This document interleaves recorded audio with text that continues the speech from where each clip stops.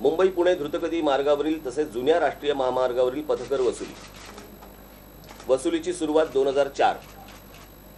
कारण जुन्या रस्त्याचे रुंदीकरण, द्रुतगती मार्गाची देखभाल. महाराष्ट्र नवनिर्माण सेनेच्या पाहणीप्रमाणे द्रुतगती मार्गावरील खालापूर कंसात पथकर नाक्यावर रोजचे सरासरी किमान 1,75,00,000 रुपये वसूल होतात असे दिसले. म्हणजे या वर्षीची वसुली 638.75 कोटी रुपये होते. अधिक जुन्या मार्गावरील रोजची सरासरी वसुली साधारणपणे 45 लाख म्हणजे वर्षाला 164.25 कोटी रुपये होते. 164.25 कोटी रुपये म्हणजे हे दोन्ही मार्ग जर पकडता एकूण 803 कोटी रुपये ह्याच वर्षी वसूल व्हायला पाहिजे. या हिशोबाने दरवर्षी 5% वाढ वाहनांच्या संख्येत झाल्याचे धरून ह्या वर्षी अखेर 5,915.86 कोटी रुपये जमा व्हायला हवे. आमच्या माहितीनुसार यावरचा खर्च 1,301.64 कोटी झाला आहे. मग अजूनही वसुली चालू का आहे? महाराष्ट्र सरकारच्या महसुली व भांडवली लेख्यावरील जमेचा तपशील जो जाहीर केला आहे त्याप्रमाणे वाहनांवरील कर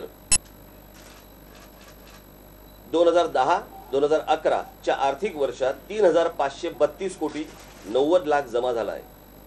राज्य सरकारने पुढच्या वर्षाचा अंदाज 4,000 कोटी व्यक्त केला आहे, म्हणजे वाढ सुमारे 13%.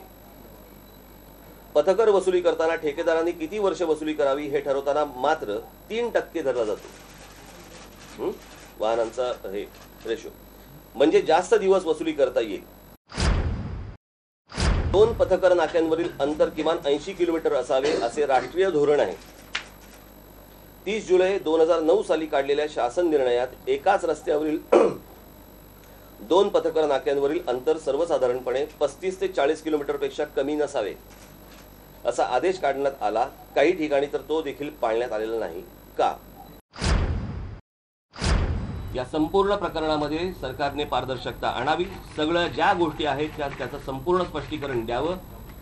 तोपर्यंत महाराष्ट्रातल्या एकाही नागरिकांनी हा टोल हा पथकर भरू नये असं मी आवाहन करतो. आमच्याकडनं कोणाहीकडनं याच्यापुढे हे पथकर भरली जाणार नाही. परत सांगतो, मी टोलच्या विरोधात नाही, परंतु जे पैसे आकारले जात आहेत त्याच्या मोबदल्यामध्ये काय मिळणार आहे, काय मिळत आहे हे सांगितलं जात नाही तोपर्यंत टोल दिला जाणार नाही. आमची माणसं तिकडे उभे राहतील त्या सगळ्या ठिकाणी.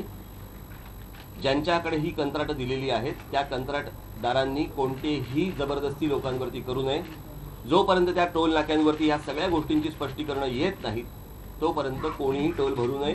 त्यांनी स्पष्टीकरणं लावावीत. पैसा कुठे चाललाय सांगावा, किती गोळा होतोय ते सांगावं.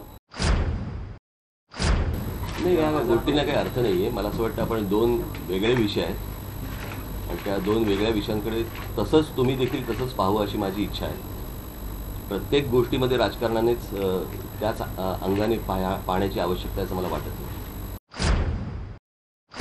मला शरद पवार साहेबांचं राजकारण मला अजूनही कळलं नाही. त्यांना काय ती कॅरमची इतकी सोंगटी घालवायची असते ते स्ट्रायकर इकडे मारतात बरं का. त्याच्यामुळे कोणालाच काही कळत नाही त्याला सोंगटी कुठची घालवायची आहे ना आणि कुठे स्ट्रायकर मारायचं काहीच कळत नाही त्याला. त्याच्यामुळे सगळेच संभ्रमावस्थेत असतात.